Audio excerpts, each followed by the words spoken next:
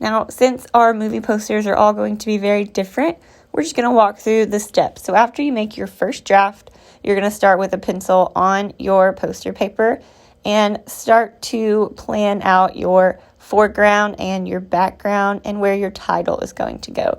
And then what your focus is going to be on, your emphasis, and then thinking about how you're using all of those principles of design and then sharpening over all the lines that you want to stay. So since I'm doing Tangled, my main focus is on the castle and then Rapunzel's hair coming down from the castle. And then my foreground is one hill, my background is the other hill, and of course the sky. So I'm sharpening over my title and finishing up any details with my Sharpie. Now we want to do Sharpie first. That way all of those lines stay bold and they pop out of paper. Now, whenever you decide to start painting, the paint pens we are only using for small details. So anything smaller than the palm of your hand needs to be used with a paint pen.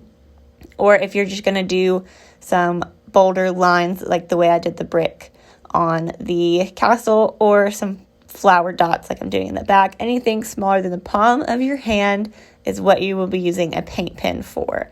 Now anything bigger than that, you will use the regular Tempera Cake paint.